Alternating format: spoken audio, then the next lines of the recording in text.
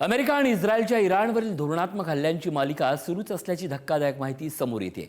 या हल्ल्यामध्ये इराणच्या लष्करी नेतृत्वाला मोठा फटका बसल्याचं वृत्त आहे। इराणचे नौदल कमांडर अलीरेझा तांगसिरी हे बंदर अब्बास येथे अमेरिका आणि इस्रायलने केलेल्या हल्ल्यात ठार झाले आहेत असा दावा इस्रायली अधिकाऱ्यांच्या हवाल्यानं इस्रायली प्रसारमाध्यमांनी केलाय। दरम्यान आतापर्यंत इराणनं अमेरिका इस्रायल तोड देताना नेतृत्वाची झालेली हानी मात्र अपरिमित आहे।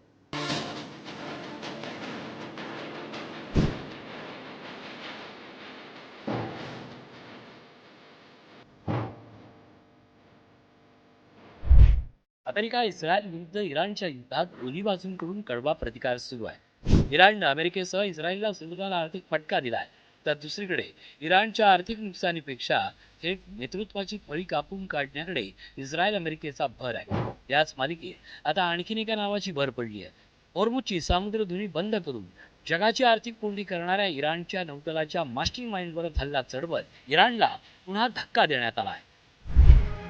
इराणचे नौदल कमांडर अलीरेझा तांगसिरी हे बंदर अब्बास येथे अमेरिका आणि इस्रायलने केलेल्या हल्ल्यात ठार झाले आहेत असा दावा इस्रायली प्रसारमाध्यमांनी केला आहे। मात्र या हल्ल्याबाबत इराण किंवा इस्रायली लष्कराकडून अद्याप कोणतेही अधिकृत वक्तव्य समोर आलेलं नाही। गेले काही दिवस होर्मुझच्या सामुद्रधुनीत बहुतांश देशांच्या जहाजांची नाकाबंदी करण्यात तांगसिरी यांचा वाटा मोठा होता असं टाइम्स ऑफ इस्रायलच्या वृत्तात म्हटलंय। इस्रायलच्या वरिष्ठ नेत्यांपैकी एक नौदल कमांडर म्हणून 2018 पासून ते कार्यरत होते। इराणच्या नौदल रणनीती आणि होर्मुझची सामुद्रधुनी बंद करण्यात महत्वाची भूमिका।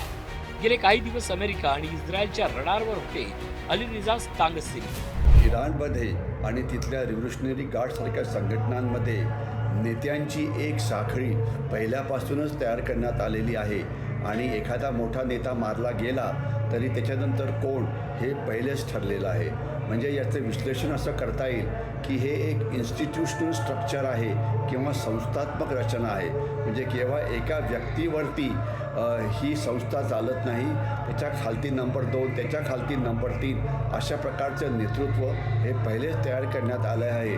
त्याच्यामुळे जरी मारला गेला तरी दुसरा येतो, दुसऱ्या फळीचं नेतृत्व येतं, दुसऱ्या फळीचं नेतृत्व जरी मारलं गेलं तरी तिसऱ्या फळीचं नेतृत्व येतं। इस्रायल अमेरिकेच्या हवाई हल्ल्यामध्ये इराणच्या नेतृत्वाची अख्खी फळीच कापून काढली। सर्वोच्च नेते आयातुल्ला अली खामेनी, मुख्य सुरक्षा सल्लागार अली लारिजानी, बासिज दल प्रमुख गुलाम रेजा सुल्तानी आणि गुप्तचर मंत्री इस्माईल खतीब यांच्यासह अनेक वरिष्ठ लष्करी कमांडर ठार झाले आहेत। आयातुल्ला अली खामेनी, इराणचे सर्वोच्च नेते, अली लारिजानी, सर्वोच्च राष्ट्रीय सुरक्षा परिषदेचे माजी सचिव आणि आयातुल्ला खामेनी यांचे मुख्य सल्लागार इस्माईल खतीब, इराणचे गुप्तचर मंत्री गुलाम रेजा सुलेमानी, बाथित स्वयंसेवक मिलिशियाचे प्रमुख अलारेझा लॉन्गसिरी, इराण नौदलाचे कमांडर मोहम्मद पाकपूर, इस्लाम रेव्होल्युशनरी गार्ड्स कॉर्प्सचे कमांडर। इराणच्या वैचारिक विचारामध्ये एक शहादत म्हणून एक महत्त्वाचा कॉन्सेप्ट आहे, ज्याच्यामध्ये असं सांगितलं जातं जर आपण रक्ताने क्रांती केली तर ती अधिक मजबूत होते, प्रबळ होते। म्हणून प्रॉक्सी नेटवर्क आणि दुय्यम फळीचं नेतृत्व हे पहिलेच तयार केलं जातं। म्हणजे एक गेला की दुसरा, दुसरा गेला की तिसरा। आणि अशाच प्रकारचं जर आपल्याला कल्पना असेल तर नेतृत्व हे भारतीय सैन्यामध्ये होतं। युद्ध परिस्थितीमध्ये जर एक अधिकारी मारला गेला तर त्याच्यानंतर कोण हे पहिलेच ठरलेलं असतो। जुने नेते मारले गेले तरीही त्यांची जागा नवे घेत आहेत, युद्ध सुरू ठेवतायत। यापुढे येणारे नेते हे अधिक कट्टर भूमिका घेऊ शकतात असं तज्ज्ञांना वाटतंय। तसं झालं तर हे युद्ध दीर्घकाळ सुरू राहण्याचा धोका जगासमोर असेल। ब्युरो रिपोर्ट, पुढारी न्यूज।